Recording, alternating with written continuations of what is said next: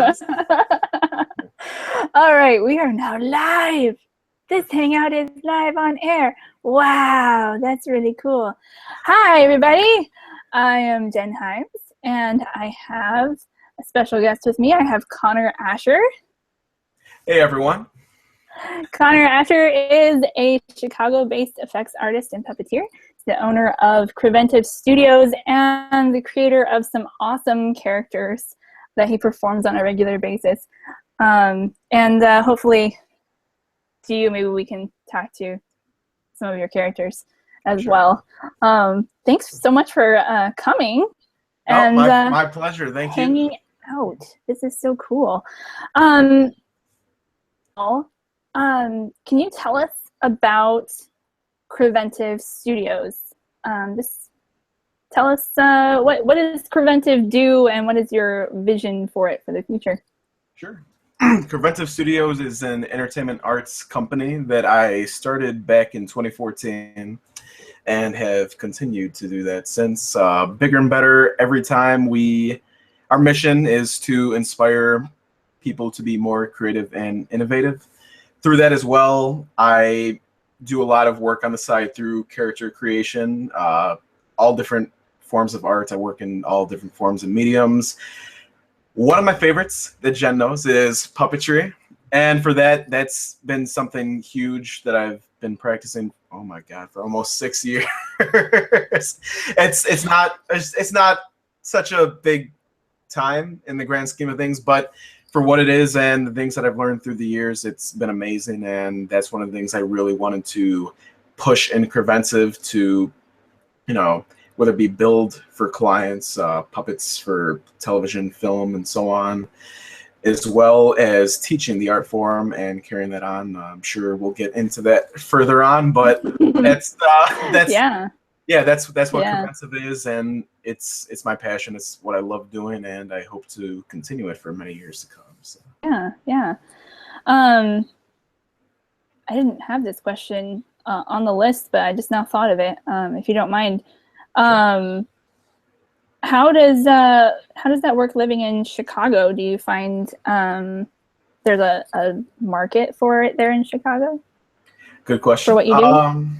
For Chicago, it's a little tough. Chicago's known as the theater city in a way for a lot of smaller venues and so on. Also advertisement as well.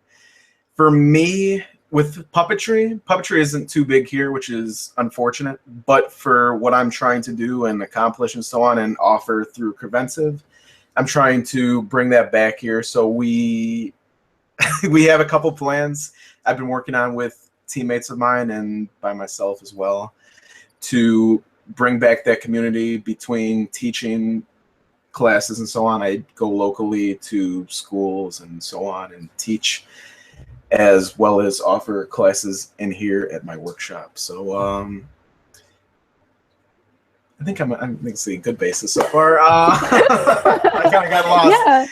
Yeah, but as far as Chicago, it does not have that basis. But as far as the arts and so on, it is something. But there are other places of the world, especially effects-wise, television, film, Los Angeles, New York. Right. Etc., which are more focused on that. So for me, having this out here, it's a benefit in a way because there's not as much competition, and as well, for other people doing it. But it's a shame if you do want to work with other people and so on, you don't have that. So it's right.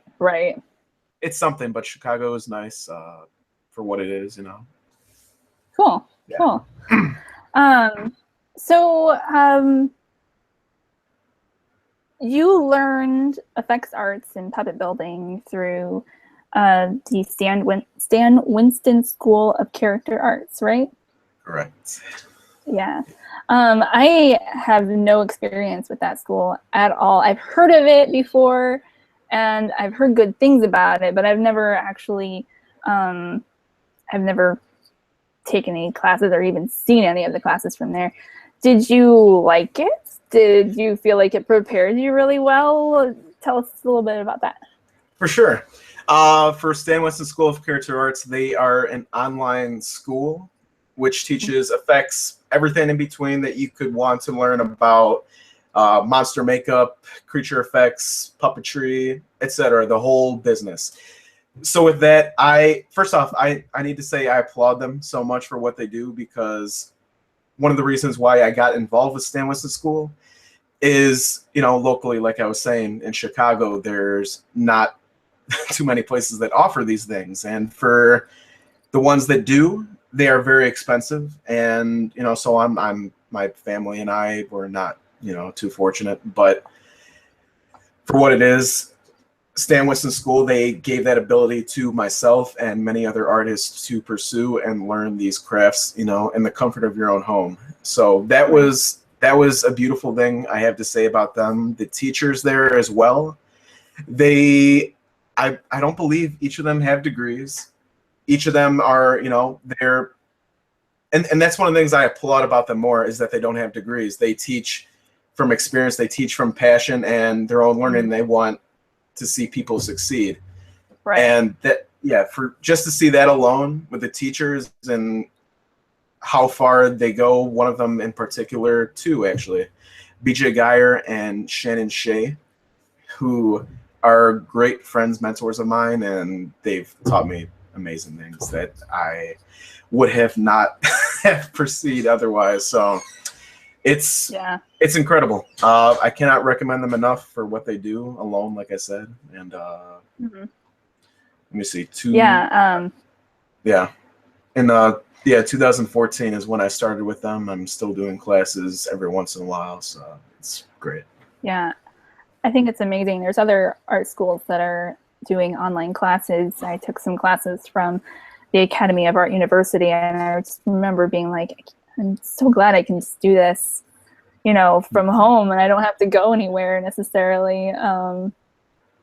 That's kind of amazing, that we can blend the technology with kind of I guess old school stuff too. Exactly. That's really cool. That's awesome. Well, now that we've gotten some of the formalities out of the way, we're gonna ask the deep question. Sounds the deep good. One, Connor. Are you ready? I'm ready. Here it is. Why puppetry, Connor? Why puppetry? Why puppetry? Well, this is a long story, but I'll try to tell it as short as I can. Okay. For me, very similar to how you got started. It was a love, Ever since I was a kid, I was always fascinated by Sesame Street and the work of Jim Henson, the Muppets, all that. And for me, for a long time, that, it disappeared. For a lot of people, they grow up and they forget about those things, whether it be influences around them, et cetera, et cetera. 2011, when the Muppet movie came back, which was great, it inspired a lot of other young puppeteers, including myself. Yep. And it's that was the thing. It brought back, I remember sitting down in the theater, it brought back a smile to my face. One of the only ones that it really did in a long time. Mm-hmm. Just the memories of it. It's like, wow, I really love these characters. Look how, look at all this. A couple months later, did some research, and I came across Kevin Clash's documentary of Being Elmo. So yeah, I remember that.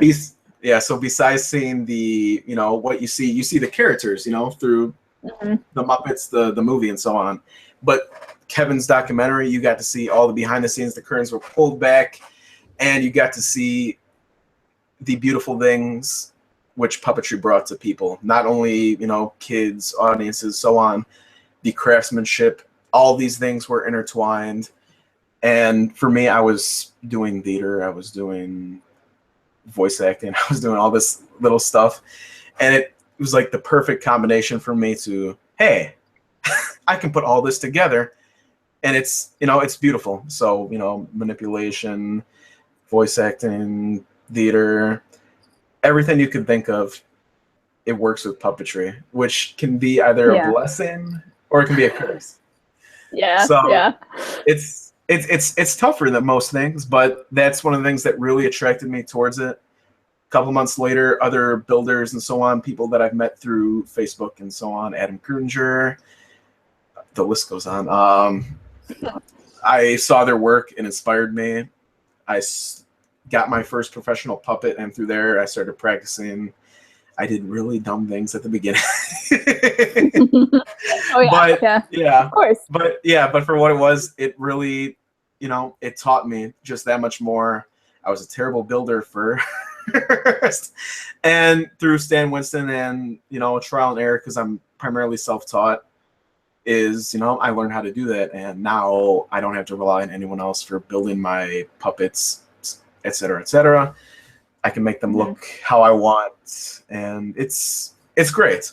Yeah, so I really love it. And when I got involved with that, at least for the thing of building puppets, that really got me involved with arts. Like as a kid, I was always I was one of those kids, sit in class. Here, let me draw a face. Yeah. Or let me draw this. Yeah. So of course, yeah. That was a huge thing. I was influenced too by different television shows, cartoons, all this other stuff, which you can kind of see in my work if you look through that. Yeah. So anyway, yeah, that's really what got me to go where I am. I'm still pursuing that. I'm trying other things. This past March, I believe, is when the Jim Henson Company did their Dark Crystal thing. Through that, I did and practice and tried out all these new techniques I've never done before, and it was really cool. So I still got a long way to go, but for what it is, I mean, I've been doing this 5 years or less, so it's amazing. Yeah. Yeah. You were saying that puppetry puts a lot of different arts together, and I think that's one thing that's kind of drawn me to it as well, is that there's all of these different art forms that I've been interested in for a long time, and then you realize puppetry kind of puts that all into one little fuzzy box, and you can do so much with that little fuzzy box. And that's always been a draw for me as well. Exactly. Now, let's see. You mentioned your Dark Crystal project, and I remember seeing your work with that. Can you tell us more about it? Do you want to tell us more about it? Sure, I'll tell you more about it. Yeah. It was unfortunate that I was unable to finish that project, at least the way I intended it to. But for what it was, at least as a huge learning, trial and error, everything. It was a big learning experience for me. Through that, there was a great quote I wish I saw before I finished the project, or at least before it was due. It was from Elas Disney, which he's Walt Disney's father, and it was, make sure before you start a project that you're going to finish it and that you do it well. So those two things together, and I really wish I saw that, because it's a big focus of me every time I start a project now. But to go off on the Dark Crystal now, see, I think I started in January. My team and I, we talked about different things that we could do. I brought up that, and we decided to tackle it. And I was going to the Art Institute of Chicago at the time, so I was focusing a lot of my time there. I was studying animation and brought in all those different techniques that I was learning and doing in that class into developing this project. So that was the first time I ever did a storyboard, an animatic, what do you call it? A soundtrack, but I forget the exact thing. Ambience. There you go. So like ambient soundtracks, developing music and working with that, along with building a foam latex oven from scratch. So building a whole oven, working with foam latex, which is a whole thing in itself. And it was insane. There were so many things that I learned from this that I would not have probably learned otherwise. But for what it was. Yeah, I think even unfinished projects, I think, can be really great learning experiences. I have tons of unfinished projects, and I'm like, well, I started it and I learned some things, and I didn't really finish it, but I learned all this other stuff, and I think you know, if you've learned something from it, I think that that in of itself is a good product from what you, I mean, even if you don't finish, you know, have an end product for it, sometimes just the experience of it can be the end product. Exactly. Sometimes it's not really the product you want, but it's still something. And for that too, a lot of people afterwards are like, hey, you should still finish this, yada yada yada. But into consideration, it's like, well, I could finish it, but it would cost me this much more out of my pocket, which I don't want to throw in, and you know, all the other variables. So it really wasn't. Don't have time for it, whatever. Yeah. But for what it was, learned a lot. Like I said, the foam latex stuff. I did my first 2-part mold for that. There was there was a lot. It looked like there was a lot of moving pieces to that project. A lot of complex moving pieces to that project. I had a video project that I worked on for a couple of years, and it was for puppets, and I was trying to do something that was kind of what's his name? Bruce Schwartz, kind of like Bruce Schwartz. Mm-hmm. He had the rod puppets that were on the Muppet Show a couple times, I think, and just these very realistic rod puppets that he manipulated with his hand on the head and just 2 rod arms. And they were so beautiful, and I wanted to do something like that, but I couldn't figure out how he made the puppets. And it took me about 2 years to figure out how to make a puppet like that. And it was just this really off and on thing, and I would like try one, and then it would be like this unfinished puppet that was just laying around because it didn't work. And then I think I had like 6 of them in the end. But and I did actually do it, and for 2 years I worked on a 1.5-minute video. So but learned a lot of stuff through that. So I understand lots of unfinished things are just learning experiences, and that's awesome. So who are some of your puppetry heroes? Oh boy, of course everyone has this. It's, let me see, well, besides puppetry, just heroes in general. I have a couple big ones. One of them was Jim Henson, and for what he did and the work I studied at the time when I was really getting involved with puppetry, and when I saw the Muppet movie and all that, his work really inspired me. I was like, wow, just look at all of the incredible things that he's doing. Let's get to it. And so he was a huge one. Kevin Clash as well, just through his documentary and seeing what he did and how he took it into his life and what he pushed out. So those are the 2 puppetry guys for sure. There is Walt Disney as well, and seeing what he went through and the times. There's a beautiful movie documentary, Before Mickey, I believe. Have you seen that? What was it? What was it called? I believe it was called Before Mickey. I've heard of it. I have not yet watched it. I think I probably should, but I haven't yet. it's a wonderful movie. For that, I really love what he does. Besides just integrating and seeing what was new, a thing that a lot of entrepreneurs do, because that's something I've been getting more into recently, and a lot of people used to push me towards, and I thought it was like, what the hell is that? It's like they told me I was an entrepreneur just through all the different things I was doing. I started through YouTube. Right. I actually didn't even mention that I started through YouTube and just doing simple little videos. And, for the love of doing videos, I figured out how to do a fan base, subscribers, all this other stuff. And slowly but surely, the arts started becoming more involved, and the things became bigger and bigger and bigger every single time. But where's I going with this? Okay. Entrepreneurship. That's something I'm headed more into now. I say if I were to have just 2 titles alone, it would be between entrepreneur and puppeteer. Yeah. So yeah. I feel like as I've been researching how to get more work as a puppeteer and stuff like that,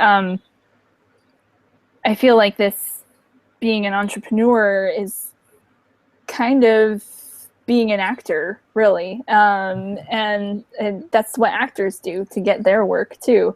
And do you think that that's like a really important aspect, that like if someone is like trying to get into puppeteer work, do you think that is like a really important thing, something that they really need to learn how to do, is like the business part of it and getting an audience and that type of thing? That is a good question. For that, I do believe so, because like I said, puppetry, it involves so many different aspects. If you are working for someone else and it's not your own, you're not representing yourself, business, whatever, I would say you don't have to worry about it as much. But just in general, for anyone who is doing the types of works that we're doing, I would say take a business class, because it will help you in the long run. Right. It's hugely important for that. One of the things through Stan Winston, there was a wonderful class put together by Shannon Shea, who was what I was saying, one of my inspirations, mentors, and so on. What he taught me through that class, and it's up there for people to watch. If you guys go to Stan Winston, that is, just watch it. It's called The Business of Making Monsters. Doesn't apply to just making monsters, but you can apply it to anything, and the basic things that he will teach you, it will stick with you for a long time. They're still sticking with me. That class was, what was it? Because I have something up on the wall. There we go. 2014. That was 2 years ago, and it's still sticking with me, and I'm sure that will stick with me for many years to come. So yeah, definitely take it to importance. But especially if you're doing it for a business, definitely do it. Right. Yeah. Absolutely. That'd be my 2 cents. Right. I've been listening a lot to the podcasts on the Oatley Academy with Chris Oatley, and they have something kind of similar. It's called Escape from Art Jail. And it's mainly it's geared towards people who do 2-dimensional art or animation or comics and illustration and that kind of thing.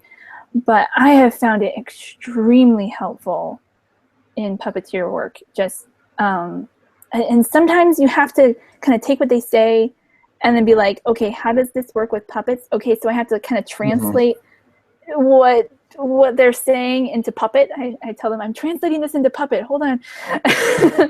and that is just, same thing, where it's just super helpful, just kind of business stuff. Yeah. And how to build an audience, how to just be a human type stuff. They talk a lot about the importance of building relationships, which is something that has really stuck with me as well. Just trying to build relationships with people and how important that is. It's really interesting. Exactly. Awesome. So talked a little bit about what you are doing with Centive. What are, maybe even beyond just what you're doing with Centive, what are some of your professional goals? And how are you trying to move toward them? Sure. Recently, we've, at least for Centive and so on, Centive is basically me, because I kind of turned into a one-man studio. I have people who do help me from time to time, which is cool. But for my plans right now, one really cool project which I'm excited about, and it really brings me back to how I started the company between, with the puppetry, like I was saying, how just seeing what the puppeteers brought to the kids, the reactions, the faces, everything. It's bringing me back to this. I'm working on a project for a nonprofit organization which is partnering with Stan Winston School, which is called Magic Wheelchair. For that, it's a... Oh, yes. I've heard of them. Yes. Yeah. That's so exciting. For them, I'm building for a local kid. His name is Samuel. He has spinophobia. So for that, he is, he's stuck on a wheelchair, and Magic Wheelchair, it helps to build epic costumes for kids for Halloween, and it's so cool. It's really bringing me back to that, and I get to use, all the things I've learned through the years, foam fabrication, patterning, all this stuff adds up, and I'm really excited for it. So with him, he wants a Ninja Turtle car. I am meeting with his family again tomorrow. So it's cool. I'm really excited about that. But for the rest of Preventive and the different things that I'm doing, likewise with you, I think this goes with any artist, and especially if you find what you want to do and you really want to pursue that, you're going to keep you're going to keep pursuing that to an even greater level. Keep doing what you're doing, make it greater, get more ambitious every time, find more work, do all this stuff, help other people, just be a good person. And it's great. So that's something I do want to do. I do have great projects along the line. I'm still working on Chef Bubblegum and developing that. It's a kids show which you helped me out on, so thank you for that. Big time. Thank you. Yeah, your notes were amazing on that, and it's progressing. So my plan with that now, it's a educational cooking show for kids to learn simple recipes that they can make at home. So whether it be macaroni and cheese, peanut butter and jelly, all this stuff involves puppets. It's fun, it's cool, and I'm really excited to bring that to everyone. I wanted to just do a simple Kickstarter and like a promotional video, but I decided to go beyond that and make a full pilot episode to show people what this show would be about, to learn more about the character instead of, hey, buy my stuff, or hey, just help give us money. Now you get to see what it is now, and I'm really excited. It takes more time, like any project, especially to do it right, because that's one thing I believe with any project. I want to do it, I want to do it to the best of my ability. I want to do it right, which is why you guys don't see too much from me as much. But we've been running tests. We've recorded the show multiple times. You've seen one of the tests that we did, and it's coming along really well. And we got to that point just recently. We did one last test film into where it's solidified, where it's like, okay, cool. If we just do this, if we shoot this one more time, we know what we're doing. We got this. And that's what it's come down to. So in a couple weeks, hopefully, if I'm not busy with the Magic Wheelchair and on top of other things, we will be shooting that again, and you guys will be seeing that. So I'm excited. Oh, that's great. I really liked what you had, what you showed me before. It looked like you had a really good start on it. Looked really fun. I'm actually super excited about seeing that because one of my nephews is just, I think he's, oh man, is he 10? I think he's 10. Yeah, he's 10 now.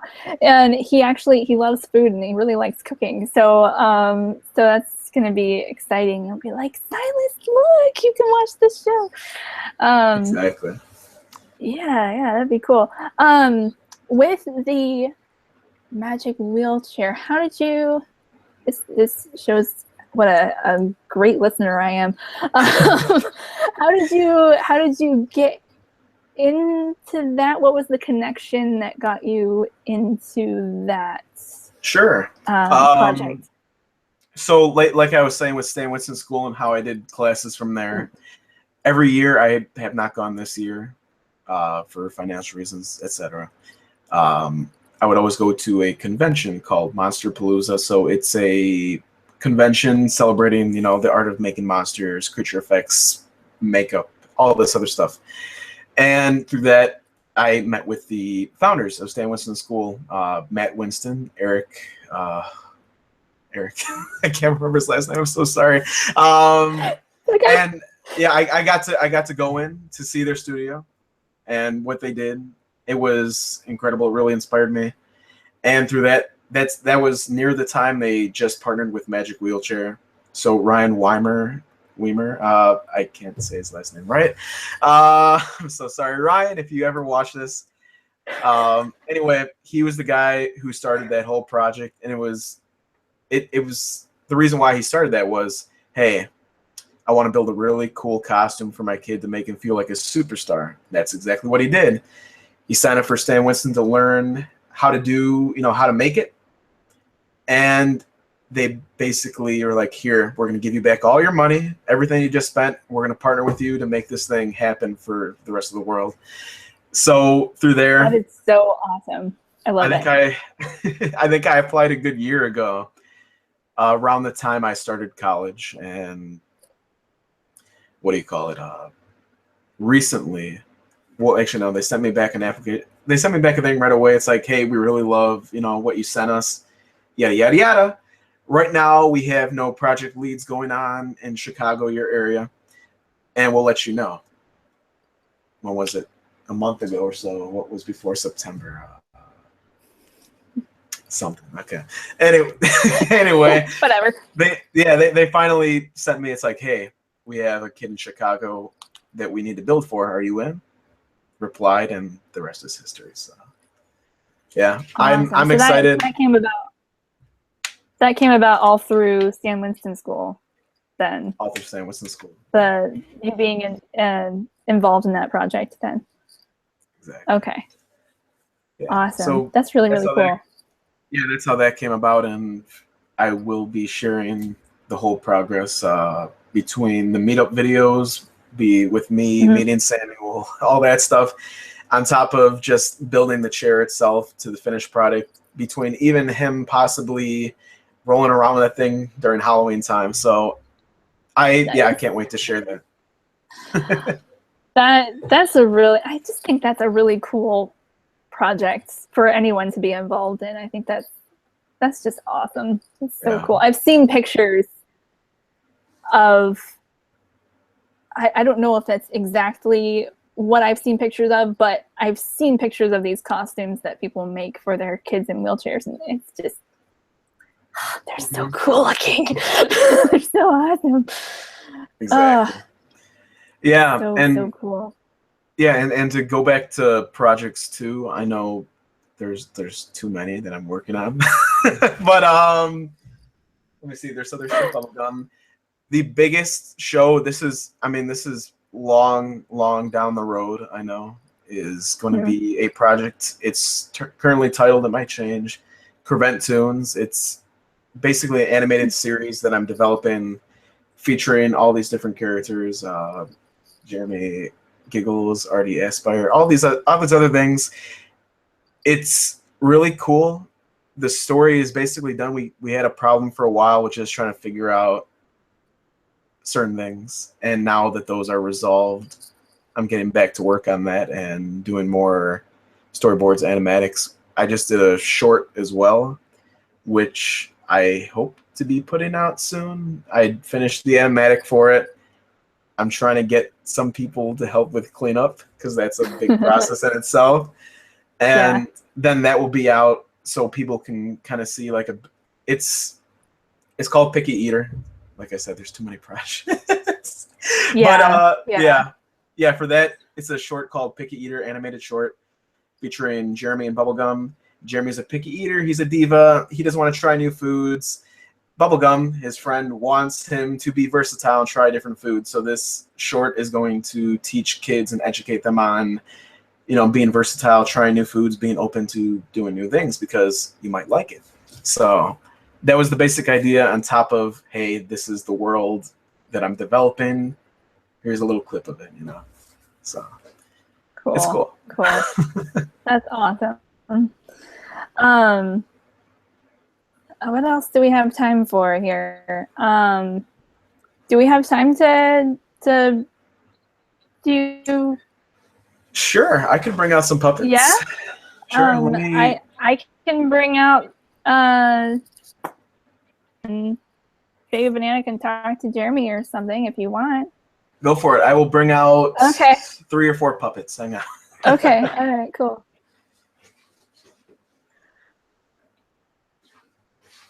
Baby Banana will come and entertain. Hi. Baby Banana. Hi there. We're gonna. I'm very slow. Jeremy is floating. Yes, he's floating around. Got one more to grab. It'll just be Baby Banana show. Baby Banana show. Baby Banana show. It's just Baby Banana. Baby Banana. Baby Banana. Right. Anna's making noise. I see Baby Banana. All right. Yeah, I'm here. How you doing, Baby Banana? I'm good. I'm trying to make noise so it focuses on me and not you. But you weren't there. You weren't there, but now you're here. Yes, I am. I brought a couple different characters and friends of mine. Oh, good. This is, as you know, Jeremy Giggles. He takes over way too much. I was never meant to be I was meant to be like a Bonnie and Clyde character, but then I became like the superstar of the whole thing. Now everyone knows me, and no one else gets spotlight time.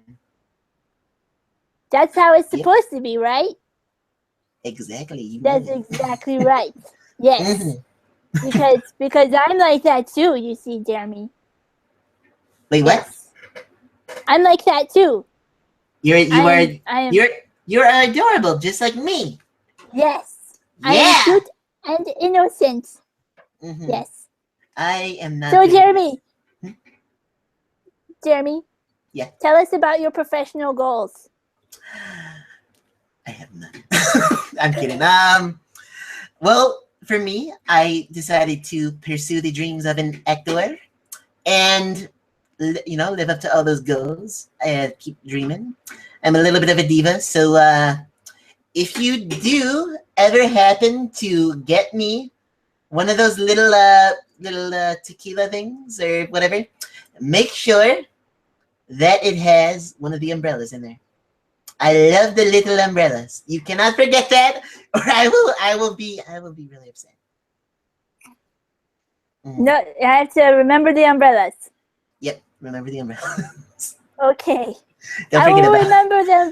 But if it's a little umbrella, is it big enough for you? Oh, is it big enough to cover your head? I have a pretty small head. I think it should work. It should work? Yep. Okay, because we're kind of down. Well, she and I, we're from Florida, and sometimes in Florida the rain falls sideways. Oh, that is strange. Yeah, it has to be big enough to cover your whole body. You should come visit us. We have this like the weirdest weather you will not believe. And now he's going on the floor to show his puppet. You can still see the top of his head. But that's okay. You can see her too. It doesn't matter. Don't look at her. Okay, I won't. Nobody wants to look at her anyway. Jen, it's okay. That is not true. What's up? That's not her. It's me. I am the puppet. Therefore, you see me. Oh, did you know that I have my own theme song? You have it. I think I maybe have heard your theme song, but I don't remember it. Can you sing it for us, please? Sure. Let's go. Dun dun dun dun dun dun dun dun dun. My name's Jeremy and I'm cute. Got a butt and I can't toot. Though I like to play the flute. This is my friend RT, and we're here to have some fun with my new buddy Bubblegum. And that's a start. That's really awesome. Thank you. So that's very, very cool. You want to meet some of the other people? Of course, yeah. All right. Here, let me get off the floor. Yeah, that's probably a good idea. You should go off the floor down there. It is dirty. Yes, get off the dirty floor. Cool. Who are you getting now? Who am I getting now? I have this Who is guy. this? I have this guy closest to me, so I think I will bring him up. Okay. Yeah, when I just got puppets and I just put them down next to me because I didn't want to have to get up. You were more prepared than me, or this guy. Yeah. Anyway, I'm Chef Bubblegum. Yeah. And you? Oh, hi, Chef Bubblegum. And you can be my sous chef. I can be your sous chef. Mm-hmm. So what does a sous chef do? You get to help make whatever we're making. Oh. So I just help you make food? Yeah, exactly. My eyes are crooked. Oh, you should look at mine. Yeah, but my eyes aren't supposed to be crooked. What are you talking about? This is Your what eyes are happens supposed to be. Your eyes are wiggly eyes. My eyes aren't wiggly eyes. This is what happens when you eat. No, believe it or not, this is actually my good eye. The other one is the glass eye. Oh, okay. I didn't realize that. I'm so sorry. What happened to your eye? Why is one of them a glass eye? Too much bubblegum. I mean, I'm sorry. I'm sorry. That shouldn't be something that I laugh at. Oh, my feelings are. It's okay. Well, I'm so sorry. Well, I have one big thing for everyone that's watching. Yes. Have you ever been on a seafood diet? Do you know what that means? A seafood diet? Is that like you eat shrimp and salmon and stuff from the sea? No. No. That's the boring seafood diet. The real seafood diet is if you see food, you eat it. Oh, that's it. You see the food, and I like that diet, Bubblegum. Mm-hmm. Just look at how. I've been on a very strict diet. Look at this. I see that. It's very strict. I'm kind of small. I'll help you out. I'll get you something. You'll help me with the diet? Yeah, come to Chicago and I'll cook for you all week. Oh, good. That sounds great. What's your favorite That sounds food? wonderful. My favorite food? Now I'm interviewing you, yes. Well, look at me. I'm a monkey. My name is... What? What's my Baby name? Banana. We're going What do you think? Stereotypical, yep. Baby Banana. Yep. Banana. Yep. So Okay. what do you think my favorite food is there? Bubblegum? Banana. Yeah, there you go. There you Banana go. sandwiches, banana bread, banana cake, banana pie. That is my favorite. Bananas. Mm-hmm. Banana pudding. Yeah. Yep. It's good stuff, man. Yeah. So, Bubblegum. Yep. Bubblegum. Yep. Tell us your professional goals. My professional goals. It is to outdo Chef Gordon Ramsay, make somehow edible food someday. Right now, it's not working out too well, but it will happen. I want to make my own cooking show for kids so they can enjoy and learn how to make simple foods. We believe in you, Chef Bubblegum. We believe in you, Chef Bubblegum. Thank you. At least someone does. You're welcome. All right, he's got two more things, but they're kind of boring. What? Oh, more puppets? Yep. More puppets? We got more? Mhm. Okay. I'm gonna go over there. I'll be back. Maybe. Okay. Bye, Be right back. All right.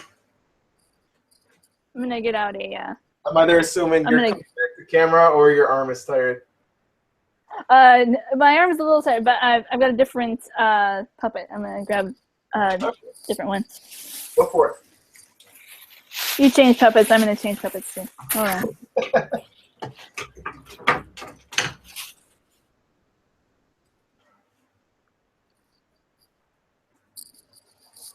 This is Connor and I were talking earlier, and I was telling him about this puppet, Gloria. Yep. Yeah. I know who this. Gloria's been around YouTube a little bit, but not very much. Walter's girlfriend. Oh yes. No, I'm not his girlfriend, but Are you saying that you're single? Yes. Yes, All I right. am. Jeremy. Jeremy is sadly dating Catherine's character Molly. Oh, yes, I heard about that. I heard about that. That sounds great. Is that like a long-distance relationship?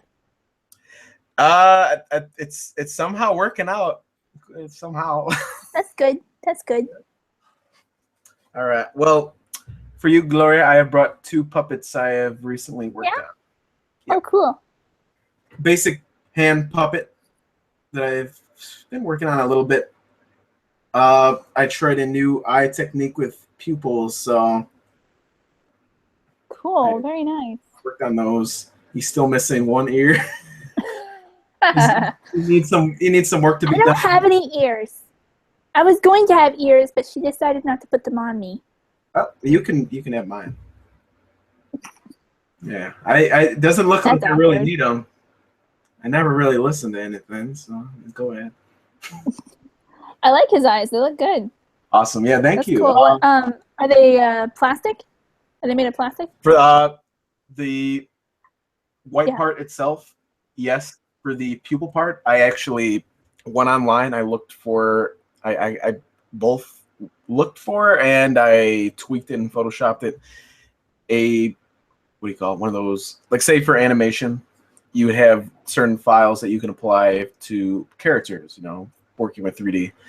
And basically took one of the Pixar eyes, printed them out, and that's what I got. Okay. Yep. So the white is made of a plastic. Did you? Yeah. For this side, what do you call it? Vacuum form. Vacuum form. Okay. I've been wanting to see if I can figure out how to vacuum form my own eyes, but not like my personal physical eyes, but you know what I mean. When you're talking about puppets, these things get so blurred. But I always thought that the vacuum form machine was really expensive and big, but apparently you can get really small ones. Do you have like a smaller one? Yeah, or something? I have 2. I'm working on rebuilding the second one. The smaller one, that's kind of what you're talking about. It's a dental vacuum form. So for that, it's used for a lot of dental work and making all that stuff. And it's cheap. I think it could be up from $100 to $200 maybe. Okay. Yeah. I think I heard less than that. It might be. I think I was talking to James Kemp when he mentioned that. Yeah. Yeah, they're definitely worth getting, because you can honestly make anything. You make something out of clay, like the basic shape, but underneath, vacuum form it, done. Only difficult thing that I've found is getting the plastic sometimes. Yeah, the better if you find a plastic supplier near you, go for that. So yeah. Anyway. Cool. Yeah, my eyes are made out of paper clay. Awesome. Yeah, I've used paper clay. Yeah, my eyes are made out of paper clay and then painted, and then Did you actually paint the pupil? No, it's felt. See how it sticks out? Wait, you meant the okay, gotcha. Yeah. Okay. The white part is painted so that it's sealed. Because if you don't paint the paper clay, then it can get wet and soggy again. But if you paint it with acrylic paint, then it's sealed up tight. Awesome. And it's pretty hard. It doesn't break very easily. And then her wig, I bought a wig and then just took it all apart. And this is just like the very top of the wig. and put it on her. It took a long time to get it put back together, but after I got it, it was worth it. Ended up working out pretty well. I have to pin back her bangs, otherwise they get in her eyes and looks kind of weird, but she looks a little seductive. We don't need that. Oh yeah. Let me see. Thank you. There's too many pins in this guy, trust me. Body is off to the side. I think there's like 6 pins in here. Yeah. Don't look! Yeah. There's no clothes! Don't look yet. No! Your hair to shield. Yeah. But what do you call it? For me, with a couple more recent things that have been going on, I've been going past a lot of the typical hand puppets. Besides, kind of like you were saying when we talked earlier, you don't like doing certain things. Like for you, I don't. What was it? I think concept or something. What was it? Well, very detail-oriented stuff. I'm not a very detail. I can do it, but it's not something that I'm really I find enjoyable. I don't find it enjoyable to do lots of detail work. Yeah, it's very taskful. I hear you. That's same way with me with how I feel about a lot of hand puppets. I can do it, foam fabrication, pattern, all this stuff. By the way, note for anyone watching this: learn patterning. If you don't know how to build puppets, if you don't know and you rely on other people's stuff, learn this one thing. Learn how to make patterns. If you learn how to make patterns, you can do anything. Honestly. So yeah. Anyway, what do you call it? Besides, I've been diving really far deep past the hand puppets recently, just because it's so time consuming and just like what we talked about it. I don't care for it too much, but I can do it. So I've been trying other different forms of puppetry. A lot of what other people do. I didn't even mention I'm part of the Chicago Puppetry Guild. And I made this guy. So he is a basic Halloween store puppet. Sadly, I bought him at the time when they didn't have any Halloween stuff, so I had to order them online. And now they have them everywhere. Oh, man. Anyway, it was a lot of basic testing. I had this, what do you call it? I have a whole blog that I'm working on right now. It should be out in a week or two on the whole development process of this guy and kind of what it took to come up with this idea. Always wanted to do a skeleton puppet. I had this thing laying around, this basic skeleton head. It's a big foam head somewhere over there in my shop. And for that, I don't know. I just kind of went off. I didn't even do any pre-planning. I didn't do pre-conceptualization. Didn't sketch it out. Didn't do anything. I just kind of went for it, and I got it to basically work the same way as this. So, mechanized mouth with a pull string, spring return, and that was the head. I did not have anything to match that head, so that was kind of scrapped, and I downscaled into this guy. So now he is a rod tabletop puppet, and it was cool. It takes 3 people to bring him to life, so I can't really bring him to life too well, even though he's dead already.